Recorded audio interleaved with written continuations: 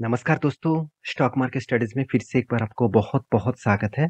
तो आज फिर से आपके सामने कुछ कंपनीज़ के अपडेट्स लेके आया हूँ, तो इस वीडियो को ध्यान से देखना। बहुत सारे इन्फॉर्मेशन मैं आपके साथ शेयर करूँगा और कुछ कंपनीज़ के technically chart pattern buying zone के आसपास है, तो उसको भी मैं आपके साथ शेयर करूँगा। तो ध्यान से देखना, कुछ सीखने को मिलेगा और बहुत सारे आपको अपडेट्स भी मिलेगा, जो आपको हेल्प करेगा आपको स्टडी करने में और रिसर्च करने में। तो चलो देख लेते हैं आज के स्टॉक के बारे में। उससे पहले चैनल को सब्सक्राइब नहीं किया तो जरूर कर लीजिएगा और आप टेलीग्राम को भी ज्वाइन कर सकते हैं। एज ए लर्निंग ग्रुप दिया गया है जहाँ पे आप लर्न कर सकते हैं और लर्न करके आप सीख कर काम कर सकते हैं। तो चलो देख लेते हैं कौन सा कंपनी है इस वीडियो के अंदर। सबसे पहले जो कंपनी है जिसके बारे में बात करूँ उसका नाम है आरबीएनएल। देखिए आरबीएनएल का चर्चा हर जगह पे देखने को मिला है और मैंने आपको ये भी बताया कि आरबीएनएल को जिस तरीके से गवर्नमेंट का प्रोजेक्ट लगातार लगातार मिलते जा रहा है और रही तो कंपनी गवर्नमेंट ही, साथ ही साथ कंपनी गवर्नमेंट की तरफ से अच्छा खासा प्रोजेक्ट भी मिलते जा रहे हैं और कंपनी को वंदे भारत का जो प्रोजेक्ट मिला, करीबन 200 ट्रेन का जो प्रोजेक्ट मिला और वो काम किसके साथ करेंगे? रशियन कंपनी के साथ कोलैबोरेट करके काम करेंगे। तो 200 ट्रेन का ऑर्डर मतलब कोई छोटा-मोटा ऑर्डर नहीं है और इस ऑर्डर से अगर कंफर्म कंपनी फाइनली सबमिट कर दिया तो बड़ा-सा अपकमिंग जो गवर्नमेंट का जो टारगेट है, जो बुलेट ट्रेन का टारगेट है, तो उस तरीके से ट्रेन्स के लिए भी कंपनी को प्रोजेक्ट मिलने का चांसेस है। देखिए, वो अभी तक कोई भी ऐसे बातचीत नहीं हुआ। मैं आपको ये बता रहा हूँ कि जब कंपनी उसी कैटेगरीज़ ट्रेन्स के ऊपर काम कर रहा है, तो शायद उसको फ्यूचर में उस तरीके से प्रोजेक्ट मिल सकता है। तो देखिए मिलेगा क्या नहीं मिलेगा वो अलग बात है। रही बात कंपनी का परफॉर्मेंस का तो 26,000 करोड़ कंपनी बन चुके हैं। पी रिश्ते एकदम रीजनेबल है। आरओसी आरओई तो ठीक-ठाक है। डेप्थ थोड़ा-सा ज़्यादा है। इस बार कंपनी ज़्यादा डेप्थ लिया इसलिए डेप्थ थोड़ा-सा बढ़ चुके हैं। कितना कर्जा लिया मैं आपको दिखाऊँगा। उससे पहले देखिए 1400 करोड़ के आसपास इसका एनुअल इनकम है। तो कंपनी क्वार्टरली रिजल्ट के बारे में बात करूँ तो कंपनी इस बार हाईएस्ट सेल्स को इंक्रीज़ किया, एक्सपेंस को भी कंट्रोल किया। उसके बाद कंपनी हाईएस्ट नेट प्रॉफिट को जनरेट किया। तो जब हाईएस्ट सब कुछ देखने को मिल रहा है और कंपनी लगातार भागते जा रहा है तो इसमें कोई दोहराई नहीं है कि हाँ, कंपनी में खराबी है। कंपनी गवर्नमेंट कंपनी है, ये कंपनी के लिए एक वीकनेस है, बाकी सब कुछ ठीक है और मैं इस कंपनी के ऊपर कोई भी एज़ ए इन्वेस्टर के हिसाब से नहीं सोचता। मैं इस कंपनी के ऊपर बहुत बार ट्रेड ले चुका हूँ और जितनी बार मैंने ट्रेड लिया वो मैं आपके साथ शेयर किया और इस बार भी क्या ट्रेड बन रहा है वो भी मैं आपके साथ शेयर करूँगा। उससे पहले कर्जे के बारे में बात कर लेता हूँ तो कंपनी देखिए इस बार हाईएस्ट कर्जा ले लिया। ये इतना कर्जा क्यों लिया और कब का लिया? आप देखेंगे तो कंपनी का जो हाईएस्ट कर्जा है वो लॉन्ग टर्म के लिए। तो लॉन्ग टर्म के लिए क्यों लिया? क्योंकि मैं पहले ही बोल चुका हूँ कंपनी का 200 से भी ज़्यादा ट्रेन्स का ऑर्डर्स मिला है और वो भी वंदे भारत का। तो वंदे भारत का ट्रेन्स का ऑर्डर्स मिला और जिस ऑर्डर्स के चलते है कंपनी को तो पैसे का ज़रूरत होगा। तो इसलिए वो लॉन्ग टर्म के लिए प्रोजेक्ट को कंप्लीट करेंगे, उसके लॉन्ग टर्म के लिए वो प्रोजेक्ट के लिए कर्जा भी ले लिया। क्योंकि देखिए इस तरीके से प्रोजेक्ट जब मिलता है तब डायरेक्टली प्रोजेक्ट जब आप काम कर रहे हैं उससे पहले एडवांस पैसा कुछ नहीं मिलेगा। थोड़ा-थोड़ा करके काम करते जाएँगे और उसको धीरे-धीरे करके आपको पैसा भी मिलते जाएँगे। इसलिए कंपनी सोच समझ कर ही लॉन्ग टर्म के लिए कर्जा लिया। अगर शॉर्ट टर्म के लिए काम होता तो वो शॉर्ट टर्म के लिए कर्जा लेता। आप ही देख सकते हैं, यहाँ पे कंपनी कितनी बड़ा कर्जा लिया था क्योंकि उस टाइम में भी कंपनी को एक प्रोजेक्ट मिला था। तो कंपनीज़ के बात करूँ तो इन्वेस्टर के बारे में बात करूँ देखिए एफआईएस के पास होल्डिंग्स है। डीएस ने देखिए कितना शानदार होल्डिंग्स को इंक्रीज़ किया इस बार। इसका मतलब एक बड़ा धमाका होने का चांसेस है फिर से और यहाँ पे देखिए अ, प डीएस के पास एफआईएस के पास अच्छा खासा होल्डिंग्स इंक्रीज़ हुआ। डीएस के पास उतना ही होल्डिंग है जो पहले होल्डिंग्स था और पब्लिक के पास भी होल्डिंग्स बढ़ चुके हैं क्योंकि पब्लिक तो खुश हो चुके हैं क्योंकि उसको धमाका रिटर्न जो मिल गया और जो प्रोमोटर के पास होल्डिंग्स था उस होल्डिंग्स को उसको बेचना पड़ा, कुछ स्टेक बेचना पड़ा क्योंकि सेबी के रूल्स के हिसाब से 75% के ऊपर होल्डिंग्स नहीं होना चाहिए था। तो इसलिए देखिए गवर्नमेंट ने क्या किया स्टेक को बेचा और इस बेचने के कारण एफएस ने माल उठाया और पब्लिक ने माल उठाया। तो कंपनी का जो चार्ट पैटर्न है वो कुछ इस तरीके से बना जो मैंने आपको ट्रेड मेंशन किया था। बहुत सारे ट्रेड मेंशन किया, यहाँ पे भी ट्रेड बना था। उसके बाद देखिए जर्नी, उसके बाद देखिए फिर से एक ट्रेड बना मगर वो ट्रेड मुझे कंफर्मेशन नहीं मिला क्योंकि यहाँ पे एक शोल्डर कम हेड में सोच रहा था और फिर से एक शोल्डर बनेगा उसके बाद एंटी बनेगा। तो फिर से मैंने यहाँ पे जो रेंज को ब्रेकआउट किया हाई वॉल्यूम के साथ तो मैंने इस कैंडल के ऊपर भी एंटी लिया था और मैंने आपको ये भी मेंशन किया मैं कुछ इस जगह पे एंटी को एग्जिट भी कर दिया क्योंकि एक फोमो बाइंग हो रहा था और इस फोमो बाइंग में मुझे फंसना नहीं था। तो एक ट्रेड मिला था, मैंने रिक्स थी ट्रेड ले लिया। ऑब्वियसली रिक्स ही ट्रेड था और मैंने तब तक इंतजार करा था कि जब तक इस ट्रायंगल पैटर्न को कंप्लीट करे तो मैं एंटी लूंगा, जब ट्रायंगल पैटर्न को ब्रेकआउट कर गया तो मैं एंटी लूंगा।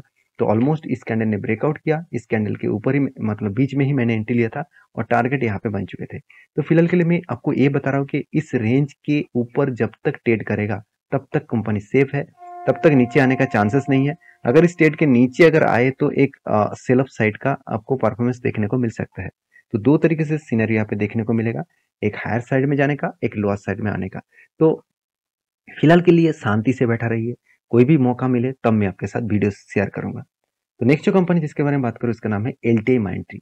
देखिए एलटीआई माइंट्री इंडिया के एक लार्जेस्ट कंपनी बन चुके हैं और आईटी सेक्टर का टॉप 5 रैंकिंग में कंपनी का नाम देखने को मिलेगा।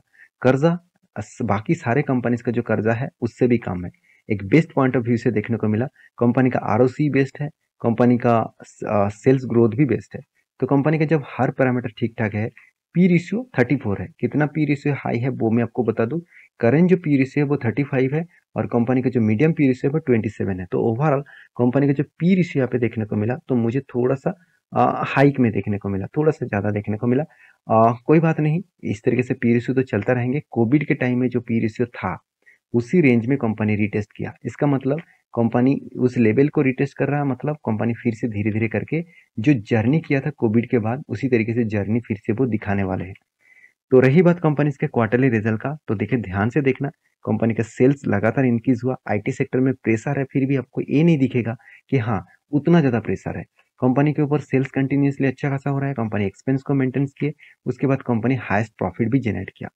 और इसी के चलते हुए एज ए इन्वेस्टर इस कंपनी के ऊपर एज ए इन्वेस्टर के मतलब एफआईएस, पब्लिक, गवर्नमेंट, डीआईएस सारे के सारे होल्डिंग्स को कंटिन्यू मेंटेन कर रहे हैं। तो रही बात कंपनी के चार्ट पैटर्न का, तो वो आप देखेंगे तो चार्ट पैटर्न कुछ इस तरीके से बना। तो मैंने आपको ये भी मेंशन किया cough with handle pattern create हुआ और मैं इंतजार कर रहा हूँ जब इस हैंडल्स के ऊपर, देखिए हैंडल्स बना, फिर से एक हैंडल्स बना, तो मैं यहाँ पे फिर से एक बार आपको मेंशन कर दूं तभी आपको और भी क्लियर हो जाएगा। देखिए फिर से एक हैंडल्स यहाँ पे क्रिएट हुआ और इसका हैंडल्स कंफर्मेशन इसीलिए दिया क्योंकि प्रीवियस जो हैंडल्स था उसके नीचे नहीं आया, तो इसका मतलब हायर चांसेस है उसको ब्रेकआउट करेगा क्योंकि बायर यहाँ पे बहुत अच्छी तरीके से एक्टिव है। तो यहाँ पे ब्रेकआउट कैंडल कोई दिखे और उसके ऊपर कोई भी क्लोजिंग दे ग्रीन कैंडल के साथ तो मैं एंट्री लूंगा और मेरा टारगेट एक अच्छा खासा टारगेट बन सकता है। वो टारगेट भी मैं आपको मेंशन भी कर रहा हूँ, वो टारगेट किस लेवल तक होगा यहाँ पे अगर मैं मेंशन कर दूं तो एटलीस्ट यहाँ पे टारगेट निकल के आ रहा है करीबन करीबन 6338 के आसपास। तो अभी तक एंट्री नहीं हुआ, जब एंट्री होगा तो 21% का टारगेट मिल सकता है और वो भी एक स्ट्रॉन्ग रेजिस्टेंस के पास। तो अच्छा खासा एक टारगेट मेरे हिसाब से मिलने का चांसेस है। तो फिर भी आप आपके हिसाब से रिस्क के हिसाब से काम करिए, स्टडी करके काम करिए। नेक्स्ट जो कंपनी जिसके बारे में बात करूं उसका नाम है रिलैक्सो फूडवेयर। देखिए रिलैक्सो फूडवेयर इंडिया की नंबर 1 फूडवेयर इंडस्ट्रीज है। देखिए मैं पिछले वीडियो में भी आपको बताया था कि इंडिया के पर कैपिटल इनकम बढ़ रहा है और जब पर कैपिटल इनकम बढ़ेगा तब हर लोगों के सबसे पहले जो प्रायोरिटी होगा वो है मतलब पहनने के लिए कपड़ा और पाँव में पहनने के लिए जूता और उसके बाद घर, सबसे पहले खाना पीना वो तो होगा ही, उसके बाद घर, उसके बाद लग्जरीज प्रोडक्ट जैसे गाड़ियां वगैरह खरीदना। तो जब लोगों के हाथ में पैसा होगा तो वो तो हायर लेवल्स का जो कपड़े हैं, जूते हैं वो खरीदने के लिए तैयार हो जाएंगे। तो इस तरीके से कंपनीज का ग्रोथ होने का चांसेस बहुत ज्यादा है। तो एक बात मैं बता दूं, कंपनीज का जो पी रेशियो है वो मुझे बहुत खराब लगा, मतलब बहुत हाई लगा क्योंकि इसका पी रेशियो के बारे में बात करूं तो आज टॉप लेवल में है। इसका एवरेज पी रेशियो 90 है और कंपनी का पी रेशियो 130 के आसपास है, 130 नहीं 135 के आसपास है। तो मेरे हिसाब से कंपनी ओवर वैल्यूड कंपनी है। तो जो करेक्शन कंपनी के ऊपर देखने को मिला है, अगर प्राइस के हिसाब से मैं अगर आपको बता दूं तो कंपनी का जो प्राइस है वो देखिए कंटिन्यूसली करेक्शन हो रहा है, उसके हिसाब से पी रेशियो हाई होता जा रहा है। तो कभी ना कभी वो करेक्शन थोड़ा सा हो सकता है, फिर भी देखिए कंपनी का सेल्स जो है वो अच्छी तरीके से इंक्रीज हुआ और एक्सपेंस को भी कंपनी कंट्रोल में रखा और सारी चीज कंट्रोल होने के बाद कंपनी के जो हाथ में नेट प्रॉफिट आया वो पिछले सालों की तुलना से अच्छा खासा प्रॉफिट देखने को मिला। अभी कंपनी के ऊपर इस तरीके से करेक्शन होने के पीछे कारण क्या है, सबसे पहले बता दूं कंपनी का जो मार्केट शेयर था वो कंपनी मार्केट शेयर को गवा चुके थे। क्यों गवा चुके थे? क्योंकि कंपनी ये बता रहा है कि हम लोग जो प्रोडक्ट बेच रहा था वो प्रोडक्ट हाई प्राइस का प्रोडक्ट था, मतलब हाई प्राइस हाई वॉल्यूम का प्राइस में कंपनी प्रोडक्ट को बेच रहा था। तो मार्केट तो सस्ते दामों में प्रोडक्ट के ऊपर डिमांड है, तो डिमांड सस्ते दामों का प्रोडक्ट के ऊपर है, तो कंपनी हाई प्राइस का प्रोडक्ट बेच रहा था। तो इसलिए कंपनी के बोर्ड ने अनाउंसमेंट किया कि 2025 के खत्म होने से पहले ही वो खुद का मार्केट शेयर जो गवा चुके थे फिर से वो रिकवरी करेंगे, और वो भी किस तरीके से, उसका जो प्रोडक्ट है वो सस्ते सस्ते दामों का प्रोडक्ट भी बनाएगा, हाई प्राइस का भी प्रोडक्ट बनाएगा, दो तरीके से अलग अलग प्रोडक्ट बनाकर मार्केट में बेचेंगे। तो एक मतलब मैनेजमेंट का जो थिंकिंग है मुझे बहुत शानदार लगते हैं। और रही बात कंपनी के बोरिंग्स का, कर्जा तो ना के बराबर है, कंपनी का लगातार लगातार रिजर्व बढ़ते जा रहा है।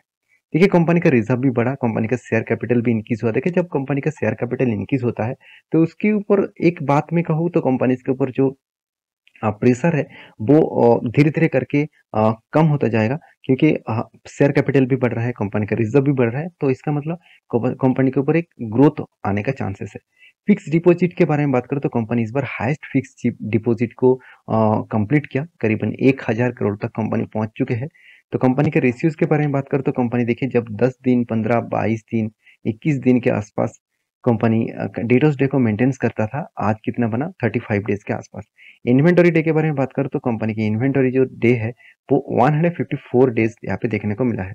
तो कंपनी के कैश साइकिल्स जो है वो चीज मैं बता दूं, तो कंपनी के कैश साइकिल इस बार पिछले सालों में कंपनी का सॉरी पिछले क्वार्टर्स में सॉरी पिछले साल में कंपनी के 170 के 70 दिन लग रहा था कैश साइकिल्स, मतलब कन्वेंशन साइकिल्स के हिसाब से। तो इस बार कंपनी के 121 दिन लग रहा है। इसका मतलब जो पैसा कंपनी बिजनेस में इन्वेस्ट कर रहे हैं वो घूम घूम फिर के कंपनी के हाथ में कब कितने दिन में आ रहा है। तो 121 दिन तो थोड़ा सा टाइम कम लगा, तो ये भी अच्छी बात है। तो एज ए इन्वेस्टर तो एफएसडीएस पब्लिक हर किसी के पास इन्वेस्टमेंट है, तो डीएस ने होल्डिंग्स को इंक्रीज किया और एफएस ने भी थोड़ा सा होल्डिंग को इंक्रीज किया, और पब्लिक के पास होल्डिंग्स वैसा के वैसे ही है, और प्रोमोटर के पास भी उसी तरीके से होल्डिंग्स है। तो रही बात चार्ट पैटर्न्स का, तो वो मैं आपको मेंशन करूं तो रिलैक्सो के ऊपर मैंने एक ट्रेड मेंशन आपको कर चुके हूँ। तो यहाँ पे देखिए पैटर्न्स क्रिएट हुआ, शोल्डर कम हेड कम शोल्डर। तो उसके बाद मैं इंतजार कर रहा हूँ इसलिए क्योंकि यहाँ पे देख सकते हैं जो पिछले डेट का जो वॉल्यूम था बहुत हाई वॉल्यूम के साथ एक कैंडल क्रिएट हुआ, और वो कैंडल एक्चुअली शूटिंग स्टार जैसे कैंडल बन चुके थे, इसलिए नेक्स्ट कैंडल ने एक करेक्शन दिखा दिया। तो मैं इंतजार कर रहा हूँ कभी भी इसके ऊपर कोई भी ब्रेकआउट करे, और उसके साथ साथ कंफर्मेशन करने के लिए उसके ऊपर कोई भी कैंडल क्लोजिंग दे, तब मैं उसके ऊपर एंटी जरूर लूंगा। और मेरा टारगेट जो रेशियो बन के आ रहा है 22% के आसपास, एट एट एटलीस्ट 1182 के आसपास यहाँ पे टारगेट बन के आएगा। तो मेरे हिसाब से आप रिसर्च करके काम करेंगे तो इस कंपनी में कुछ फायदा मिलने का चांसेस है। तो नेक्स्ट जो कंपनी जिसके बारे में बात करें उसका नाम है बजाज ऑटो। देखिए बजाज ऑटो मेरे एक पसंदीदा कंपनी भी है। बहुत सारे दोस्तों ने मुझे कमेंट्स किया था सर इस कंपनी अराउंड 4 से 5 साल कुछ कुछ परफॉर्मेंस ही नहीं किया। हाँ क्यों नहीं किया, क्योंकि टोटली ऑटो सेक्टर का जो स्लो डाउन था उस स्लो डाउन में इस कंपनी के ऊपर भी इम्पैक्ट देखने को मिला। आज ऑटो सेक्टर बूम में है, लगातार लगातार हाई रेंज को अचीव करने के लिए तैयार है। तो कंपनी के जो पी रेशियो है वो रीजनेबल है, आरओसी आरओई तो बेस्ट लेवल में है, कर्जा एकदम जीरो है, एनुअली इनकम भी अच्छा खासा है। रही बात कंपनी के क्वार्टरली रिजल्ट में, इस बार कंपनी हाईएस्ट सेल्स किया पिछले सालों की तुलना से। कंपनी एक्सपेंस को मेंटेन करने के बाद कंपनी हाईएस्ट प्रॉफिट को भी मेंटेन किए। तो जब प्रॉफिट मेंटेन हुआ, एक्सपेंस मेंटेन हुआ, उसके साथ बैलेंस शीट भी, रिजर्व के बारे में बात करूँ तो लगातार रिजर्व बढ़ा, बोरिंग्स कम हुआ, और कंपनी का फिक्स एसेट भी बढ़ा, तब उस कंपनी के ऊपर एक प्लस पॉइंट के हिसाब से देखना चाहिए। तो रही बात कंपनी के ऊपर चार्ट पैटर्न्स का, तो वो आप देखेंगे तो बजाज ऑटो के ऊपर मैंने आपको एक ट्रेड मेंशन किया था। वो क्या था, शोल्डर कम हेड कम शोल्डर। तो जब एंटी लेवल बना था, बहुत शानदार तरीके से एंटी लेवल्स बना था, मैं आपको ये बता दूं तो एंटी कहाँ पे बना, एक्चुअली इस कैंडल ने ब्रेकआउट दिया और इस कैंडल ने कंफर्मेशन कर दिया। तो यहाँ पे एंटी लेवल बना था, और उसके बाद टारगेट कहाँ तक मिला, वो टारगेट ऑलमोस्ट यहाँ पे टारगेट हो चुके हैं, और टारगेट 5000 लेवल का टारगेट था, 27% का टारगेट था। तो इजीली टारगेट अचीव हो चुके हैं। मैंने आपको ये भी मेंशन किया था टारगेट जब अचीव हुआ। और बहुत सारे दोस्तों ने कमेंट किया सर क्या अभी फिलहाल के लिए कोई एंटी लेवल है। फिलहाल के लिए कोई भी एंटी लेवल नहीं है, क्योंकि यहाँ पे प्रॉफिट बुकिंग होगा, थोड़ा सा करेक्शन होगा, उसके बाद यहाँ पे ब्रेकआउट करे तो मैं एंटी नहीं लूंगा। यहाँ पे कुछ टाइम बिताना चाहिए, इस लेवल में कुछ टाइम बिताए उसके बाद ब्रेकआउट करे तब मैं एंटी लेने के लिए तैयार हूँ, क्योंकि मेरे प्राइस एक्शन ये बता रहा है कि थोड़ा सा टाइम देना पड़ेगा कंपनीज को, और मतलब टाइम यहाँ पे बिताना पड़ेगा, उसके बाद एंटी लेना चाहिए। नेक्स्ट जो कंपनी जिसके बारे में बात करूं उसका नाम है EFC लिमिटेड। जो एक्चुअली बीएससी में लिस्टिंग कंपनी है, कोई भी एनएससी में इसका लिस्टिंग नहीं है। कंपनी छोटा-सा कंपनी है, एक माइक्रो कैप टाइप कंपनी है, 700 करोड़ के आसपास इसका मार्केट कैप है।